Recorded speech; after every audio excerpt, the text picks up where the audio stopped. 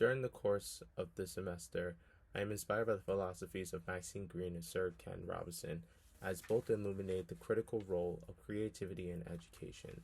Greene's belief in the wide awakeness that arts bring to our consciousness, and Sir Ken Robinson's ideology of if you're not prepared to be wrong, you'll never come up with anything original, reminds me of what I think are the fundamentals in an arts classroom.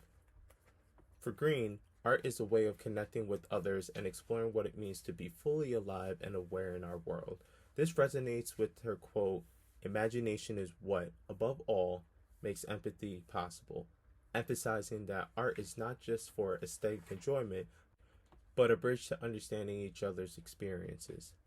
For me, creative education should be a dynamic, transformative space where students feel seen and encouraged to explore their unique voices. Sir Ken Robinson, with his advocacy for valuing creativity on par with literacy, echoes this belief. His famous assertion, "If you're not prepared to be wrong, you'll never come up with anything original," reminds me that embracing mistakes is essential to fostering creativity. His ideas about breaking free from standardized molds also inspires me to create an environment where students' individuality is honored and they feel free to experiment and express. I've had many role models in my music classes in high school, both my choral teacher, Mr. John Anthony, and my band teachers, Mr. Steve Muller and Mr. Jerry Ryan, fostering an environment that made me dive deeper into the emotions that music can conjure. They tell us these colorful backstories that gave us insight into the pieces we performed, which enhance our understanding and brought out the best of our performances. Just as Maxine Greene said in the quote I spoke about earlier, the fact that we were able to empathize with these stories of the pieces just made us feel like we were in the present with the piece. The most important idea I can impart to my students is that art is both a personal and collective journey, one where they can discover themselves while connecting deeply with others and the world around them. I stress this idea because I was once a student in high school.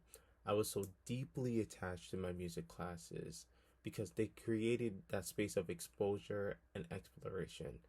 I can go from singing a mythological piece about the Norse god Thor, where it was intense with amazing vocal dynamics, to the next period entering band and having to shift my mindset into this beautiful river that ends up turning to a different setting of a raging river, but then being peaceful again and creating that story. There was an abundance of freedom in those classes where I needed to take the challenge of understanding the setting and attack with flowing emotions. It was as if I was time traveling and teleporting to vast destinations and events in time. During my undergrad is where I discovered that I truly wanted to become an arts educator. My major made me feel uncomfortable in my designing skills and made me take so many risks on so many projects. The product in the end was whatever it came out to be, but I always felt an attachment because it was my own from scratch. I created something and it was original from its inception. In taking my own ideology of the arts, I remember that I had a brief moment in my past where I needed to reset. I stumbled across a specific group of illustrators. This journey of understanding the joy and the process of art wasn't fully clear to me until I encountered the work of Super Annie Incorporated and the brilliant late artist Kim Jung-gi. Watching the group with their effortless illustrations and deep immersion in the process showed me that the arts could be so much more than the end product. You need to appreciate the spontaneity and joy in creating, to see art as an adventure rather than a fixed outcome. The sheer fluidity of illustrations and willingness to explore and take risks makes loving the process the heart of the arts.